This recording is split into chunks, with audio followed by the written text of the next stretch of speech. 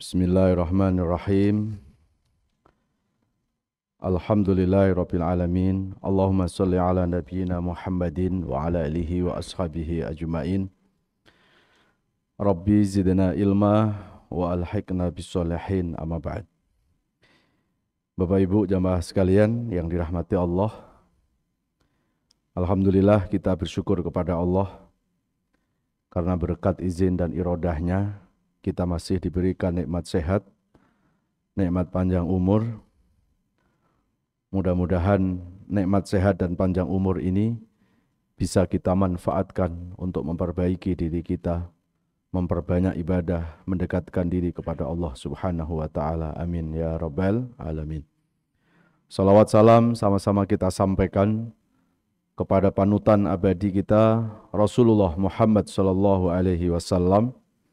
Semoga kita termasuk umat yang mencintai Nabi dan mudah-mudahan Nabi mencintai kita. Amin ya rabbal alamin. Baik jemaah sekalian dirahmati Allah, kita akan melanjutkan kajian kitab Nasha'ihul Ibad karya dari Imam Nawawi Al-Bantani. Kali ini kita akan membahas makna hijrah. Bismillahirrahmanirrahim. Wa qala ba'dul hukama, dan berkata sebagian ulama ahli hikmah, al-muhajiru, orang-orang yang berhijrah itu adalah man taroka amannahahullah ila ma amarallah ay ila ta'atillah. Makna hijrah adalah orang-orang yang meninggalkan dari hal-hal yang tidak baik menuju hal-hal yang lebih baik.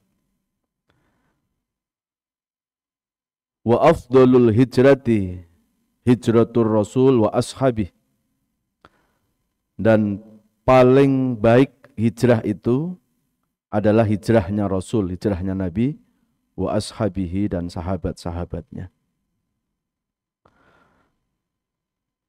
Inna hijratan Nabi, sesungguhnya hijrahnya Nabi itu, wa ashabihi, dan para sahabatnya, laisa bihijratil jasad, tidaklah hijrah bersifat fisik.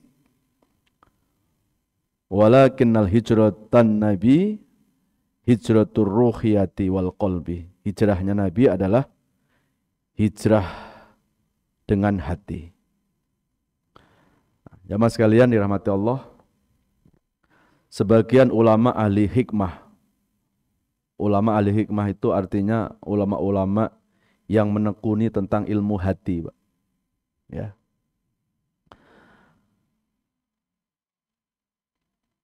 Mereka berkalam,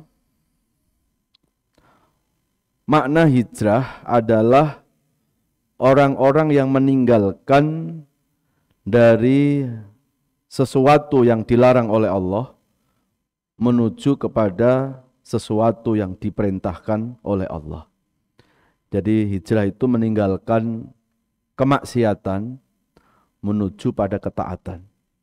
Nah, itu hijrah yang sesungguhnya, Pak. Jadi hijrah itu bukan hanya sekedar pindah secara fisik gitu ya. Kalau hijrah itu dimaknai fisik, ya, kita pindah dari satu tempat ke tempat lain, ya itu hijrah itu. Tapi yang dimaksud hijrah itu bukan hanya hijrah fisik, tapi meninggalkan dari larangan Allah menuju kepada ketaatan. Tadinya ada orang yang masih belum senang ikut kajian, kemudian dia berusaha untuk istiqomah mengikuti kajian. Itu adalah bagian dari hijrah. Ya. Atau ada orang yang tadinya masih senang berbuat maksiat, masih senang berbuat dosa, lalu dia bisa meninggalkan perbuatan-perbuatan dosa itu. Nah, itulah arti hijrah yang sesungguhnya. Ya, jadi hijrah itu bukan hanya makna fisik. Kita kan sering kadang melihat orang hijrah itu kita lihat penampilan. Oh Bapak setiap hari pakai gamis sudah hijrah ya gitu.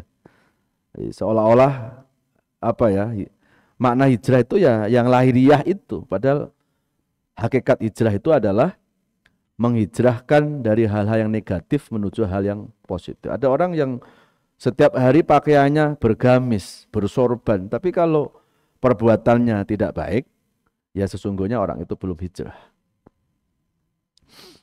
Dan wa afdalul hijrah, dan sebaik-baik hijrah, hijratul Rasul wa ashabi. Nah, sebaik-baik hijrah itu hijrahnya Nabi dan para sahabatnya. Ya. Inna hijratan Nabi laisa hijratul fisik.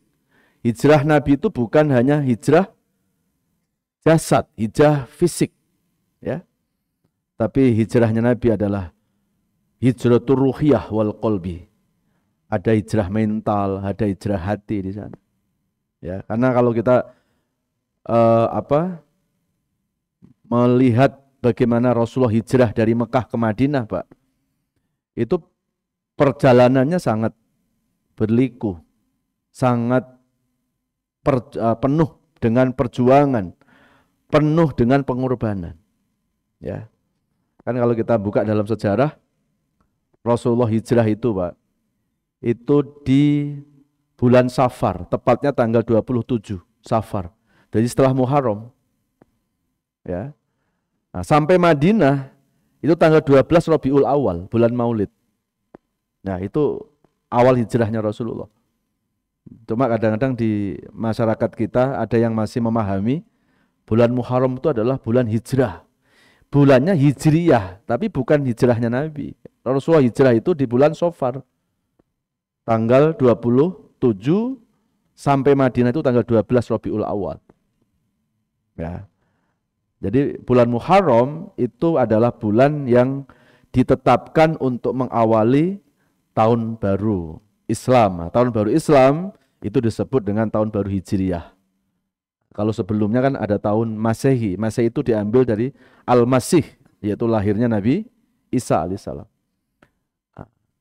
Kenapa tahun baru Hijrah kok tidak diambil dari lahirnya Rasul seperti Nabi Isa umpamanya? Kenapa enggak di bulan Maulid itu ya? Ya, kenapa kok di hijrah? Karena di dalam hijrah itu ada pesan moral yang sangat luar biasa, Pak. Ya. Jadi Rasulullah sebelum hijrah itu, Pak, Rasulullah mengalami intimidasi dari orang-orang kafir Mekah itu luar biasa. Kan kalau kita buka sejarah, Rasulullah jadi nabi usia berapa? 40 tahun. Ya. Lalu setelah diangkat Nabi, diangkat Rasul 40 tahun itu, Rasulullah enggak pindah dari Mekah, Pak. Rasul masih ada di Mekah selama 13 tahun. Berarti Rasulullah dari mulai lahir sampai usia 53 tahun itu Nabi ada di Mekah. Apa yang dilakukan Nabi di Mekah? Yang dilakukan Nabi di Mekah adalah menyampaikan pentingnya iman, menyampaikan pentingnya Islam. Ya ayuhan nas qulu la ilaha illallah tuflihu. Itu yang disampaikan oleh Nabi. Wahai manusia, ucapkanlah kalimat la ilaha illallah, pasti engkau akan selamat. Itu Rasul sampaikan, Pak, selama 13 tahun. Apakah Rasulullah diterima baik oleh orang kafir di Mekah itu? Tidak. Rasulullah disikapi oleh orang kafir Mekah itu dengan tindakan-tindakan yang sangat tidak terpuji, Pak. Bahkan pernah Nabi sampai dilempari batu, gigi geramnya pecah. Itu dalam proses Rasulullah berdakwah di Mekah. Ya. Sampai malaikat Jibril aja enggak tega melihat Rasulullah itu disakiti. Ya, sampai Jibril turun ke bumi, Pak, langsung menawarkan kepada Nabi, wahai Rasul, kalau engkau izinkan wahai Rasul, aku akan angkat gunung Uhud ini, aku akan hantamkan ke kepala-kepalanya orang-orang kafir Mekah itu. Tapi Rasulullah SAW ya mengatakan kepada Jibril, jangan Jibril, kamu jangan melakukan itu. Kalau sekarang ini orang-orang kafir itu melempari batu, menyakiti aku, itu karena mereka belum dapat hidayah. Mereka belum dapat petunjuk. Kalau nanti mereka dapat petunjuk, tidak akan melakukan perbuatan-perbuatan itu. Itulah akhlak Rasulullah. Ya. Makanya kenapa Rasulullah itu disebut apa? Sayyidul Anbiya wal Mursalin, Khairul Anbiya wal Mursalin, Imamul Anbiya wal Mursalin. Nabi yang paling the best, nabi yang terbaik, Pak. Kenapa? Karena nabi itu tidak pernah membalas kebencian dengan kebencian. Tapi nabi itu membalas kebencian dengan kebaikan. Nah, maka itulah orang yang sesungguhnya baik di hadapan Allah. Kalau ada orang baik, Pak, sama orang baik terhadap dirinya, itu biasa, Pak. Saya baik sama Bapak karena Bapak baik sama saya. Itu ya saya dikatakan orang baik, biasa gitu. Tapi kalau saya disakiti, saya bisa membalas menyakiti, tapi saya enggak membalas dengan menyakiti, justru saya malah membalas dengan kebaikan. Itulah orang baik yang sesungguhnya. Dan itulah ya akhlak dari Rasulullah sallallahu alaihi wasallam. Idfa billati hiya ahsan fa idzal ladzi bainaka wa bainahu adawah ka'annahu waliyyun hamim. Balaslah kejahatan itu dengan kebaikan, seolah-olah kalau ada permusuhan, jadikan orang itu teman setia. Itulah ajaran Islam. Jadi sama musuh aja kita disuruh berbuat baik. Musuh aja suruh jadi teman itu, Pak. Hari ini teman malah jadi musuh itu, ya. Lalu akhirnya Rasulullah SAW diperintahkan hijrah dari Mekah ke Madinah. Jadi perintah hijrah dari Mekah ke Madinah itu bukan keinginannya Rasulullah, Pak. Itu perintah langsung dari Allah. Kalau Rasulullah sendiri, Pak, tetap masih mencintai Mekah karena Mekah itu kelahirannya Rasulullah. Nggak usahlah tempat lahir, Pak. Kita sudah lama tinggal di kompleks ini, lalu tiba-tiba pindah kompleks, pindah rumah, Pak. Perasaannya kayak apa itu? Ini Rasulullah dari lahir ada di Mekah. Terus tiba-tiba 53 tahun, Pak, disuruh meninggalkan Mekah. Rasulullah sangat mencintai Mekah. Tapi karena ini perintah Allah, Rasulullah pun melakukannya. Ya. Rasulullah akhirnya apa? Hijrah dari Mekah ke Madinah itu. Dan hijrah ke Madinah itu bukan hijrah yang bawa istri, bawa anak, enggak, Pak. Rasulullah hijrah sendiri. Maka ketika Rasulullah itu pamitan dengan para sahabat, Pak, bahwa Rasulullah akan hijrah dari Mekah ke Madinah, maka semua sahabat itu langsung berniat untuk ikut dengan Rasulullah. Begitu cintanya sahabat-sahabat kepada Nabi. Jadi sahabat Nabi enggak mau menemani Nabi hanya di saat suka, tapi di saat duka pun selalu bersama Nabi.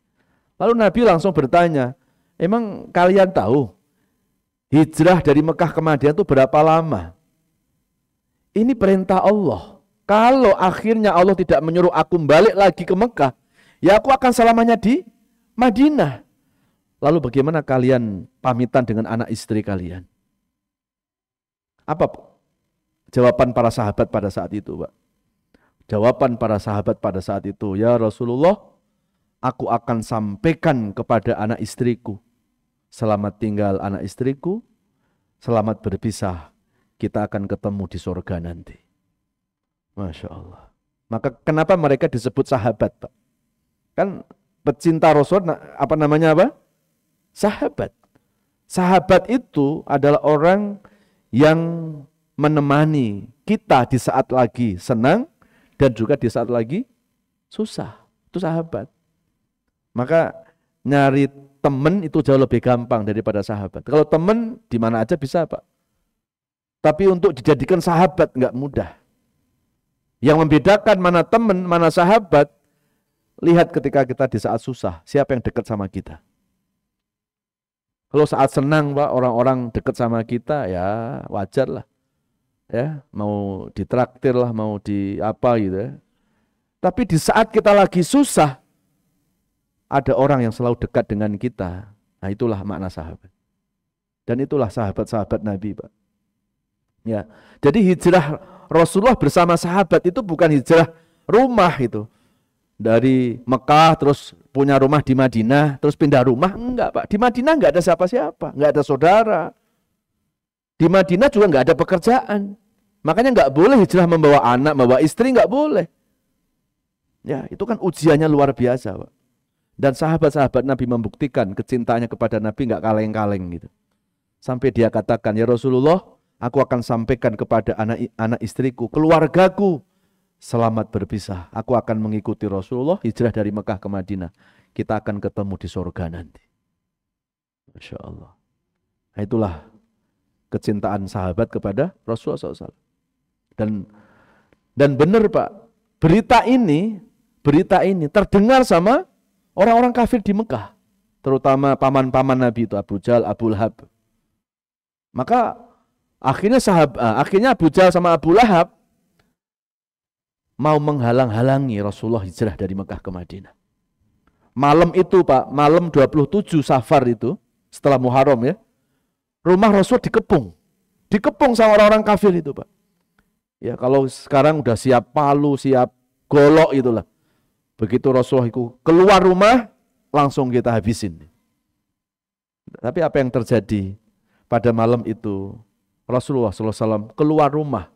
Orang-orang kafir di sekitar Nabi itu, di sekitar rumah Nabi, itu matanya belum tertidur, matanya melek Pak. Tapi Rasul keluar dari pintu rumahnya, nggak ada yang mengetahui. Itulah salah satu mukjizatnya Rasulullah SAW. Dan itulah salah satu sifat al-maksum. Rasulullah itu dimaksum, dipelihara oleh Allah Subhanahu wa Ta'ala. Ya, yang ada di rumah Sayyidina Ali. Ya. Sayyidina Ali ada di rumah.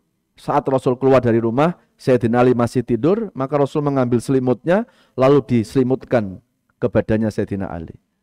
Ya, maka setelah Rasulullah sudah meninggalkan rumah, orang-orang kafir itu akhirnya apa? Masuklah ke rumah Nabi. Kok Nabi nggak keluar-keluar rumah nih? Dikiranya masih ada di rumah Pak. Begitu dilihat di dalam rumah, di dalam kamar, ada orang lagi tidur. Ini pasti Nabi Muhammad. Begitu dibuka selimutnya, ternyata itu Sayyidina Ali. Dan akhirnya nggak diapa-apain karena targetnya mereka membunuh Nabi. Dan malam itu Nabi sebelum hijrah dari Mekah ke Madinah, Nabi itu nyamperin Sayyidina Abu Bakar malam itu. Dan berangkatlah dengan Sayyidina Abu Bakar, ya, dan Rasulullah menginap di sebuah gua yang disebut Gua Sur itu. Maka akhirnya orang-orang kafir Pak melacak lewat mana Nabi itu. Dan akhirnya seorang sahabat namanya Khalid bin Walid saat itu belum masuk Islam Pak. Ya, mereka tahu kayaknya jangan-jangan Nabi Muhammad itu lewat jalan ini. Dan akhirnya diikuti Pak, ditelusuri. Dan akhirnya Khalid bin Walid meyakini bahwa Nabi Muhammad itu ada dalam gua itu. Tapi Abu Jahal nggak percaya. Karena apa? Abu Jahal mengatakan kalau Muhammad itu masuk ke dalam gua, buktinya di depan pintu gua masih ada sarang laba-laba. Sarangnya masih bagus. Logikanya kalau orang masuk, sarangnya rusak pasti. Padahal di dalam gua itu ada 2 orang Pak. Sayyidina Abu Bakar tuh udah menangis Pak. Udah gemeteran, udah pucet. Sampai Nabi menenangkan. La tahzan innallaha ma'ana. Abu Bakar, jangan takut kamu. Jangan khawatir kamu. Innallaha ma'ana. Sesungguhnya Allah bersama kita. Langsung tenang tuh Sayyidina Abu Bakar. Nah, ini menjadi pelajaran buat kita Pak. Kenapa ketika Sayyidina Abu Bakar disampaikan oleh Rasulullah bahwa Allah bersama kita, lalu Abu Bakar itu mendapatkan ketenangan. Ini menunjukkan ternyata ketenangan itu Pak, sumbernya itu datangnya sesungguhnya dari Allah Subhanahu wa Ta'ala. Ya, maka jangan pernah hidup ini meninggalkan Allah. Jadi yang kadang-kadang membuat kita itu stres, membuat kita itu dalam hidup ketakutan, kadang putus asa, itu sebetulnya bukan karena masalahnya Pak. Ya, yang membuat hidup ini kadang-kadang sering gelisah, sering ketakutan, itu karena kita meninggalkan Allah. Hati kita itu nggak nyambung dengan Allah, gitu ya. Hati kita nggak connect dengan Allah. Ya, waman a'rado ang dzikri fa innalahu ma'isyatan dongka wa nahsyuruhu yaumal qiyamati a'ma. Itu surat Toha, surat 20 ayat 124. Barang siapa yang berpaling dari Allah, yang mengabaikan Allah, yang meninggalkan Allah, fa innalahu ma'isyatan dongka. Allah akan memberikan kehidupan yang sempit. Hidup sempit itu bukan rumahnya sempit, Pak. Hidup sempit itu hatinya yang sempit. Kenapa hatinya sempit? Ya hatinya nggak nyambung dengan Allah. Hatinya nggak membesarkan Allah. Di dalam hatinya justru dipenuhi oleh kebesaran-kebesaran dunia. Itu yang membuat kenapa hati sering gelisah, kenapa hati sering galau. Gitu ya. Nah, maka akhirnya kata Abu Jahal, udah kita tinggalkan gua ini. Akhirnya apa? Abu Jahal, Khalid bin Walid dan antek-anteknya itu, Pak, nggak jadi masuk ke dalam gua. Dan akhirnya Rasulullah sama Abu Bakar melanjutkan perjalanan. Itu pun nggak lewat jalan-jalan yang umum, Pak. Kalau sekarang jalan tikus, Pak. Maka lama sampai Madinah itu 10 hari baru sampai di Madinah. Dan begitu masuk di kota Madinah, yang disinggahi Rasul pertama kali namanya apa? Kota Kuba. Nah, disitulah Rasulullah membangun masjid yang disebut Masjid Kuba itu. Yang kalau kita pergi umroh, kadang kita sering sholat di Masjid Kuba. Dan Nabi mengatakan, man sholla masjidi, barang siapa yang sholat di masjidku itu Masjid Kuba itu 2 rakaat, maka sama dengan dia akan mendapatkan pahala umroh tamatan secara sempurna. Ya, maka kenapa kalau kita umroh kita luangkan waktu untuk sholat 2 rakaat di Masjid Kuba, karena pahalanya sama dengan umroh, Pak. Ya, itulah masjid pertama kali yang dibangun oleh Rasulullah SAW. Nah, timbul pertanyaan, kenapa Rasulullah sudah sampai Madinah, kok yang dibangun masjid, kok bukan ruko, bukan toko, bukan rumah gitu? Kenapa masjid, Pak? Ya, ini memberikan pesan kepada kita betapa masjid ini adalah apa? Adalah tempat yang paling mulia di muka bumi ini. Afdolul makan al-masajid. Sebaik-baik tempat di bumi itu adalah al-masajid, masjid, Pak. Ya. Bahkan sampai Nabi mengatakan kan, man bana masjidan banallahu baitan lahu fil jannah. Barang siapa yang membangun masjid di muka bumi ini, kelak Allah akan membangunkan istana di dalam surga. Ya, Pak Ustadz, saya nggak bisa bangun masjid sendiri, Pak Ustadz. Ya udah patungan. Ya, kita mungkin nyumbang semen, ya.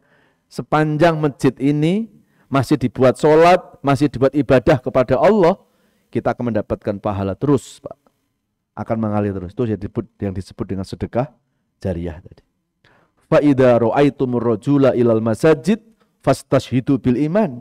Sampai Nabi mengatakan kalau ada orang yang senang mondar-mandir ke masjid, saksikan orang yang senang ke masjid itu adalah orang yang beriman kepada Allah. Jadi tanda-tanda orang itu beriman, Pak, ketika hatinya mencintai masjid. Lalu bagaimana dengan orang yang katanya beriman tapi nggak kerasan di masjid itu? Ya, mengaku beriman tapi nggak kerasan di masjid. Ya, bahkan lebih menyedihkan lagi, sesekalinya ke masjid disolatin di masjid itu. Ya, nah untuk bilang ya, saya jadi ingat kisah seorang ibu-ibu, Pak, di masa Rasulullah yang namanya Ummu Mahjan. Ya, Ummu Mahjan itu, Pak, tukang sapu masjid. Kalau sekarang marbot. Ya, suatu saat Rasulullah itu berada di masjid, lalu Nabi tengok-tengok gini. Akhirnya sahabat bertanya, ya Rasulullah, apa yang kau cari ya Rasulullah? Karena enggak seperti biasanya. Saat itu Rasulullah mau memulai tausiah. Nabi tengok-tengok gini. Kayak ada sesuatu yang dicari sama Nabi. Lalu akhirnya apa? Sahabat bertanya, apa yang kau cari ya Rasulullah? Maka Rasul menjawab, aku lagi mencari kemana Ummu Mahjan, tukang sapu itu, Pak.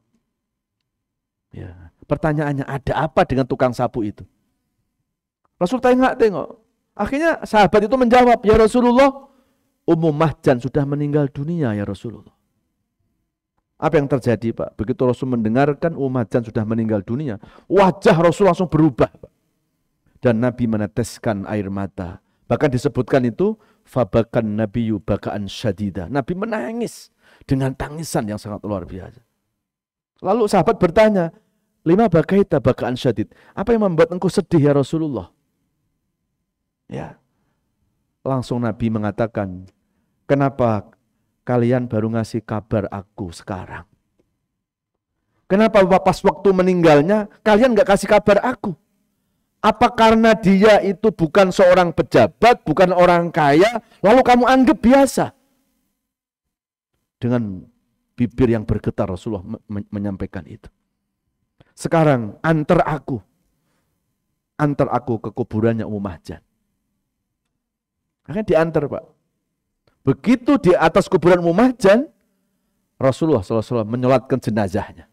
Satu-satunya orang yang disolatkan jenazah di atas kuburannya, Pak, adalah Ummu Mahjan ini. Nah, pertanyaannya, ada apa dengan Ummu Mahjan, Pak, sampai Rasulullah memberikan penghormatan seperti itu? Padahal cuma marbot, Pak, tukang masjid tukang sapu gitu. Dia bukan pejabat, dia juga bukan orang kaya. Apa yang menyebabkan Rasulullah memuliakan Ummu Mahjan? Karena Ummu Mahjan itu memuliakan masjid. Walaupun cuma tukang sapu. Itu baru tukang sapu. Terus gimana dengan yang ngurusi masjid, Pak? Bagaimana dengan pengurus masjid yang hari-hari memikirkan kegiatan masjid, program masjid, keuangan masjid? Bukankah kita semua kepingin kan, Pak, suatu saat di akhirat Nabi mencari-cari kita seperti Nabi mencari Ummu Mahjan. Harusnya kita yang mencari Nabi, tapi Nabi mencari kita. Kenapa? Karena orang-orang yang memuliakan masjid kalau akan dimuliakan oleh Rasulullah SAW. Ya. Nah, jamaah sekalian yang dirahmati Allah Subhanahu wa ta'ala. Akhirnya setelah Rasulullah bangun masjid, Pak, Kuba itu, disitulah Rasulullah yang membangun peradaban. Jadi Rasulullah mulai membangun peradaban, membangun ekonomi, membangun masyarakat, Pak, dimulai dari masjid itu. Ya, jadi bahkan Rasulullah SAW mengajari perang ada di masjid, Pak. Ya, jadi harusnya masjid-masjid kita ini jangan cuma hanya buat sholat saja. Harusnya memang masjid ini tempat sosial kemasyarakatan. Kegiatan-kegiatan sosial masyarakat bisa ditaruh. Jadi masjid itu syiar gitu loh, Pak. Jadi jangan sampai masjid hanya rame saat sholat, tapi sholat sepi lagi. Ya. Masjid rame saat bulan Ramadan, selesai Ramadan, selesai semuanya. Itu ya. Masjid itu harus syiar. Gitu. Innama ya'muru masajidallahi man amana billah wal yaumil akhir wa aqama sholah wa ataz zakah wa lam yakhsha illallah fa asa ulaika ayyakunu minal muhtadin. Itu At-Taubah surah 9:18 itu. Sesungguhnya orang-orang yang memakmurkan rumah Allah, yang selalu memikirkan supaya masjid ini rame, syiar. Dia sedih kalau lihat masjid sepi, Pak. Maka kata Allah dalam Quran, firman Allah dalam Al-Quran, fa'asa ulaika ayyakunu minal muhtadin. Mereka itulah orang-orang yang dipilih oleh Allah. Ya. Mereka orang-orang yang dicintai oleh Allah. Ya. Jadi orang-orang yang qalbuhu mu'allaqun fil masajid, yang hatinya itu terpaut dengan masjid. Mereka itulah orang-orang yang dipilih oleh Allah. Setelah turun ayat ini, Pak, ini kan surat At-Taubah ayat 18, maka para sahabat yang rumahnya jauh masjid, Pak, sahabat-sahabat itu kepengen jual rumah, kepengen beli rumah dekat masjid, biar hari-hari bisa selalu ada di masjid. Dan berita ini sampai ke telinga Rasulullah. Langsung Rasul mengatakan, yang membuat kalian dekat masjid bukan rumah kalian. Yang membuat kalian dekat dengan masjid adalah hati kalian. Ada orang yang jauh dari masjid, Pak. Kalau memang hatinya dekat, nggak terasa jauh masjid itu. Tapi ada orang yang rumahnya nempel sama masjid, hatinya jauh, tetap aja terasa jauh. Dan kata Rasulullah, likulli khutwatin ilal masajid hasanatun. Setiap langkah menuju masjid dihitung satu kebaikan, setiap langkah ke masjid akan menghapuskan dosa. Setelah Rasul menjelaskan itu, para sahabat mengurungkan niat tidak menjual rumahnya. Karena apa? Semakin jauh dari masjid, orang itu mau berjalan ke masjid, maka langkah-langkahnya akan mendatangkan tambahan pahala, akan mengampuni dosa. Ya, maka Bapak Ibu yang rumahnya dekat masjid harusnya jangan langsung ke masjid, Pak. Ya, harusnya muter dulu lewat ya Ciledug sana itu ya.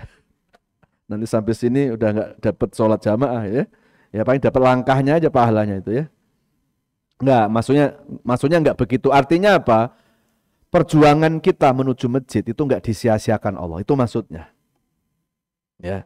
Langkah-langkah kita menuju masjid itu enggak akan disia-siakan oleh Allah. Innallaha la yadlimu misqala dzarrah. Ya. Allah itu tidak akan pernah mengecewakan hambanya. Walaupun hamba itu melakukan amal yang kecil, Pak, tetap amal itu akan dibalas oleh Allah dengan balasan yang berlipat ganda. Satu kebaikan kan dihitung berapa? 10. 10 itu bukan angka maksimal, Pak. Bisa sampai 700 kebaikan kan. Kalau sedekah 700. Masalul ladina yunfikuna amwalahum fi sabilillah kamasali habbatin ambatat sab'a sanabila fi kulli sumbulatin mi'atu habbah. Itu di Al-Baqarah ayat 261. Kalau amalan biasa 10, Pak. Paling sedikit 10. Mang ja'a bil hasanati falahu asyru amsalihha wa mang ja'a bis sayyiati fala yujza illa mislaha wa hum la yudlamun. Itu surat Al-An'am surat 6 ayat 160. Barang siapa yang berbuat kebaikan 1 akan dibalas 10. Dan barang siapa yang berbuat dosa 1 hanya dibalas dengan dosa yang sama. Tidak ada kelipatan dari dosa itu. Ya, jamaah sekalian yang dirahmati Allah Subhanahu wa taala. Nah, setelah itu, ya, setelah Rasulullah berada di Madinah, akhirnya Rasulullah SAW disambut dengan sukacita oleh sahabat, oleh orang-orang yang ada di Madinah. Nah, maka orang-orang yang menyambut kehadiran Rasulullah, ya, itu disebut kaum Ansor, ya. Lalu yang hijrah dari Mekah ke Madinah apa? Disebut kaum Muhajirin. Ya. Dan setelah Rasulullah hijrah dari Mekah ke Madinah itu, Pak, maka orang Mekah sama orang Madinah itu bisa dipersaudarakan oleh Rasulullah. Tadinya, Pak, sebelum Rasulullah hijrah dari Mekah ke Madinah, orang Mekah sama orang Madinah itu kayak kucing sama tikus. Masalah sedikit perang. Hanya gara-gara orang Madinah, Pak, itu dia dagang kurma ke orang Mekah. Lalu di rumahnya orang Mekah itu dia cuma meludah. Meludah itu bukan karena orang Mekah itu, cuma hanya jatuh di tiang tangga rumah, Pak. Itu orang yang punya rumah di Mekah, keluar rumah, dia bilang apa? Muqatalah, perang. Begitu. Tapi begitu Rasulullah hijrah dari Mekah ke Madinah, maka Madinah sama Mekah itu dipersaudarakan oleh Rasulullah SAW. Sehingga orang-orang Madinah, Pak, ketika Rasulullah hadir di Madinah dengan para sahabat, mereka yang punya rumah lebih 1, Pak, silakan kamu tinggal rumah di sini. Nggak punya pekerjaan, dikasih pekerjaan sama orang Madinah. Ya, konon dalam satu riwayat itu ada yang punya istri lebih dari 1, Pak. Kalau mau ambil istri silahkan. Tapi yang ini jangan diikutin yang ini ya. Karena istrinya kan cuma 1 kan, jangan ya. Begitu persaudaraannya seluar biasa. Ya. Dan akhirnya apa? Turunlah ayat idza jaa nasrullahi wal fath wa ra'aitanna sayadkhuluna fi din afwaja fasabbih bihamdi rabbika wastaghfir innahu kana tawwaba. Jadi ketika Rasulullah di Mekah, Pak, 13 tahun, orang Mekah belum banyak masuk Islam. Tapi begitu Rasulullah hijrah dari Mekah ke Madinah, di Madinah disambut dengan baik. Orang-orang Mekah itu kan mereka kalau ngambil dagangan kurma kan dari orang-orang Madinah kan.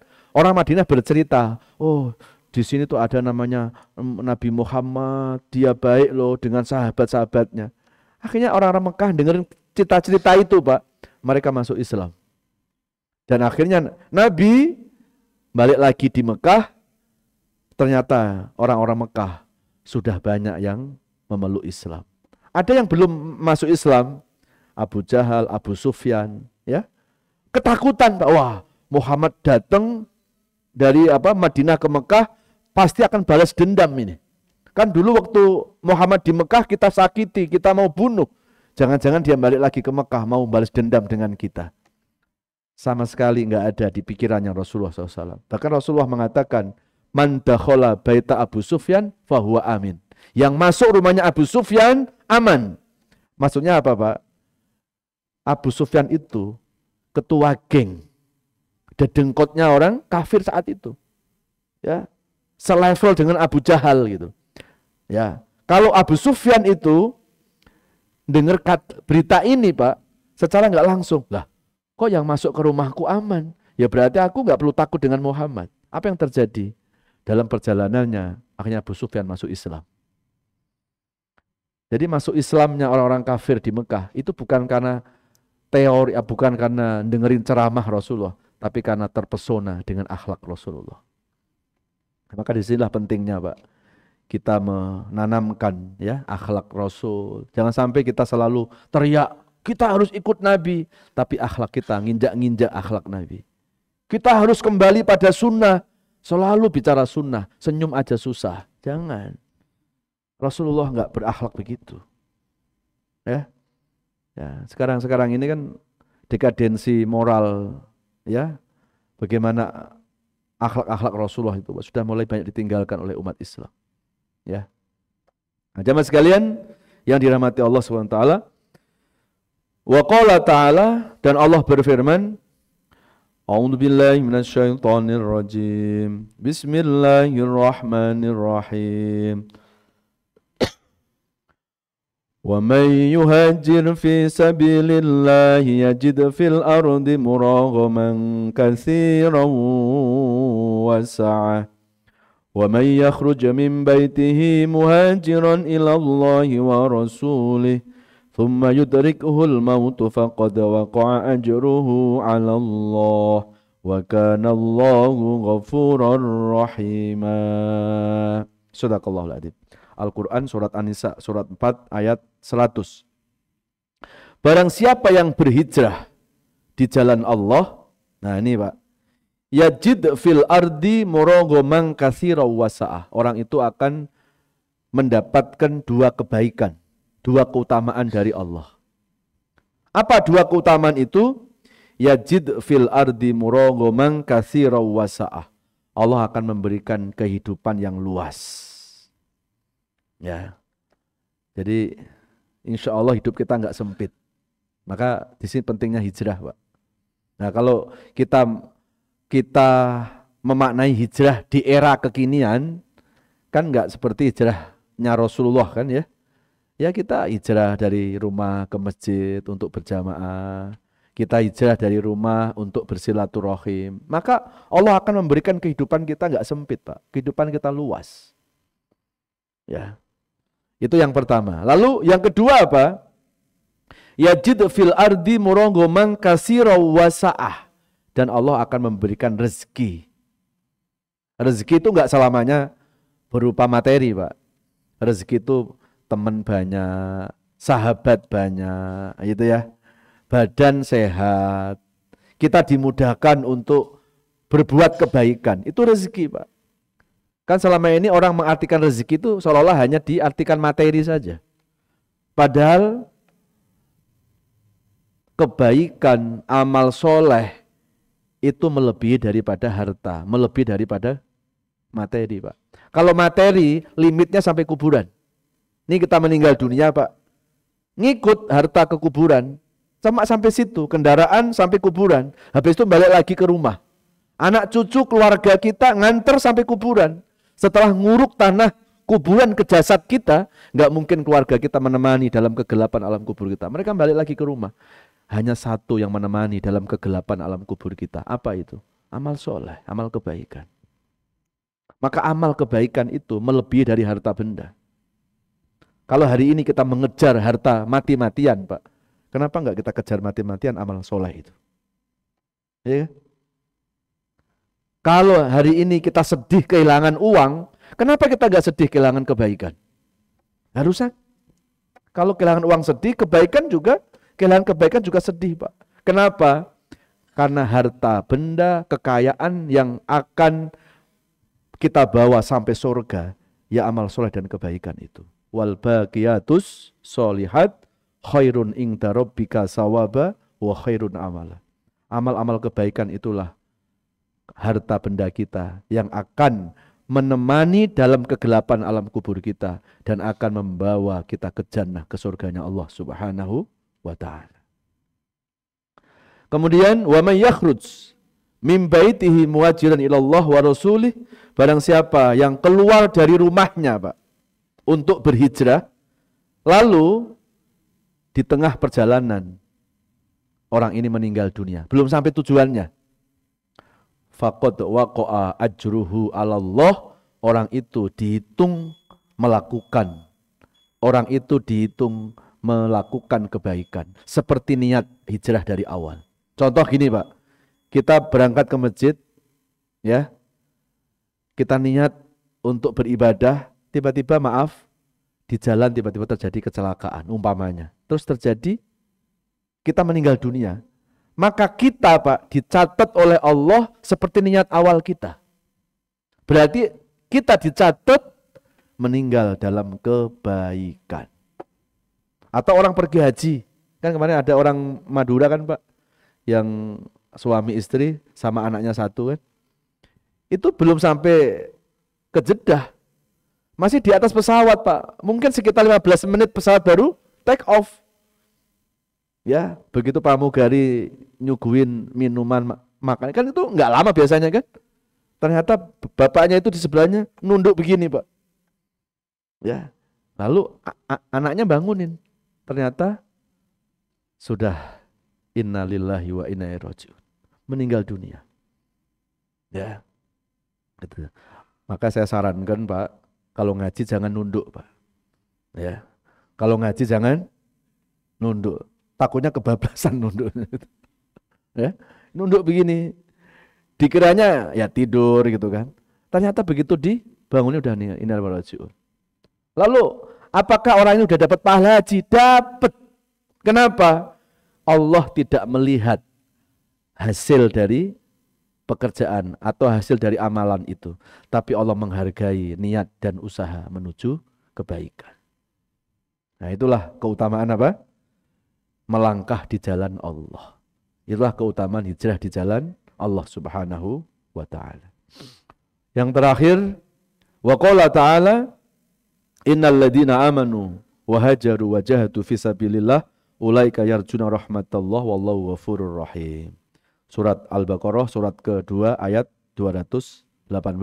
Sesungguhnya orang-orang yang beriman, yang berhijrah, lalu bermujahadah, sungguh-sungguh dalam hijrahnya, mereka itulah orang-orang yang mendapat rahmat Allah, dan sungguh Allah Maha Pengampun, Maha Penyayang. Baik, mudah-mudahan kajian hari ini mendatangkan ilmu yang manfaat kepada kita, dan semoga kita bisa mengamalkan. Amin ya rabbal alamin. A'udzubillahi minasyaitonirrajim. Bismillahirrahmanirrahim. Alhamdulillahirabbil alamin. Allahumma shalli ala Muhammad wa ala alihi wa sahbihi wa barik wa sallim ajmain. Ya Allah, berikan kesehatan kepada kami. Sehatkan jasmani, rohani kami, ya Allah.